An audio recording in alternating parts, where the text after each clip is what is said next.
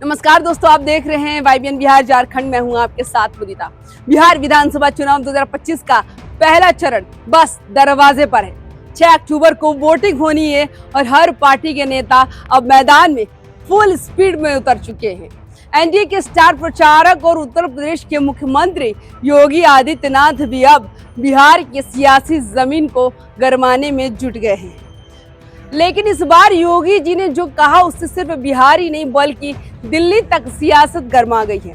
दरअसल दरभंगा में एक चुनावी रैली के दौरान सीएम योगी ने एक ऐसा बयान दे दिया जिसने पूरा माहौल चटकारा भरा बना दिया। उन्होंने कहा कि इंडी गठबंधन में 3 बंदर आ गए हैं, पप्पू, टप्पू और अप्पू। पप्पू ना सच बोल सकता है, टप्पू कुछ अच्छा देख नहीं सकता और अप्पू सच सुन नहीं सकता। अब सुनने में ये लाइन हल्की फुल्की लग सकती है, लेकिन सियासी मतलब बड़ा गहरा है। सबको पता है कि पप्पू का इशारा राहुल गांधी की ओर, टप्पू तेजस्वी यादव की ओर और अप्पू शायद अखिलेश यादव की ओर था।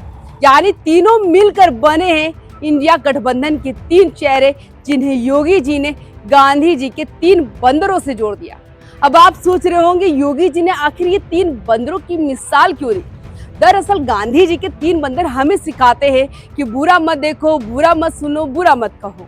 लेकिन योगी जी ने इसे पलट कर कहा, ये तीनों ना अच्छा देख सकते हैं, ना अच्छा सुन सकते हैं, ना ही अच्छा बोल सकते हैं। यानी उनका सीधा तंज था कि विपक्ष के नेता एनडीए सरकार के विकास कार्यों को ना देख पा रहे हैं, ना सुन पा रहे हैं, ना मान पा रहे हैं। अब बात यही खत्म नहीं हुई।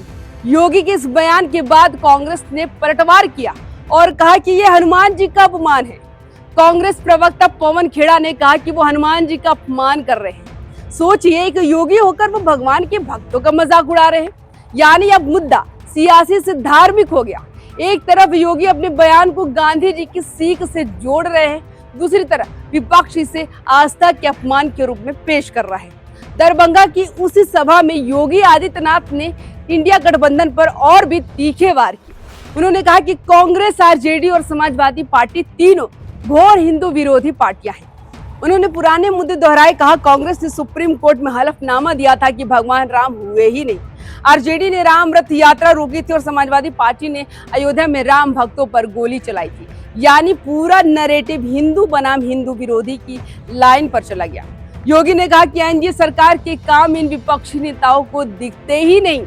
उनके शब्दों में एनडीए के विकास की खुशबू इन्हें महसूस नहीं हो रही, इसलिए ये लोग सिर्फ दुष्प्रचार करते हैं। उन्होंने आरजेडी के राज को याद दिलाते हुए कहा कि इनके राज में 70 से ज्यादा नरसंहार हुए, जातीय दंगे भड़के, त्योहार बंद कर दिए गए।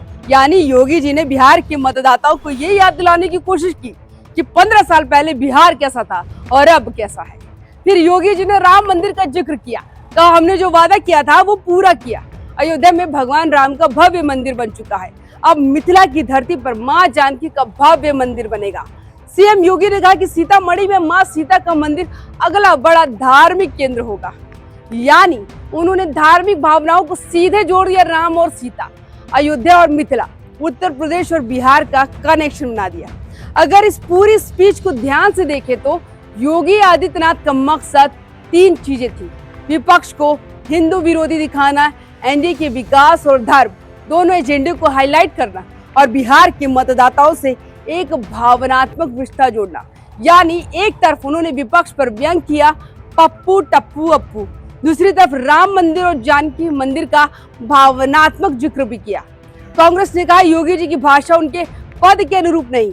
पवन खेड़ा ने कहा कि देश में बेरोजगारी, महंगाई, किसानों के संकट पर बात नहीं हो रही, अब बंदरों के नाम पर राजनीति हो रही। यानी अब ये मुद्दा विकास बनाम बयानबाजी में बदल गया है। दोस्तों, बिहार में अब माहौल पूरी तरह चुनावी हो चुका है। पहले चरण की वोटिंग 6 नवंबर को है और इस बार हर बयान, हर सभा सीधे सोशल मीडिया पर वायरल हो रही है। पप्पू, टप्पू, अप्पू वाला बयान अब मीम से लेकर टीवी डिबेट तक पहुंच चुका है। यानी चुनाव से पहले ही सियासत का मंकी इफेक्ट चल पड़ा है। अगर आप इस बयान को सियासी नजरिए से देखें तो योगी आदित्यनाथ ने विपक्षी गठबंधन को एक कॉमिक टैग देने की कोशिश की है। राजनीति में जब किसी विपक्षी छवि को मजाक में बदल दिया जाए तो जनता के दिमाग में एक मनोवैज्ञानिक असर पड़ता है। लेकिन कांग्रेस का जवाब भी वैसा ही सटीक था। हनुमान जी का अपमान कहकर उन्होंने बयान को धार्मिक विवाद की ओर मोड़ दिया।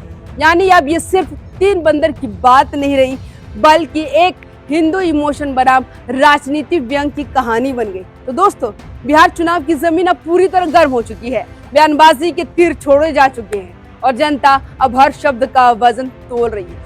अब देखना ये होगा कि 6 नवंबर की वोटिंग और 14 नवंबर के रिजल्ट में पप्पू टप्पू अप्पू की चर्चा काम आएगी या उल्टा पड़ जाएगी। आप देखते रहिए यंग भारत बिहार झारखंड, जहाँ खबरें नहीं, सियासत की असली कहानी सुनाई जाती है। नमस्कार।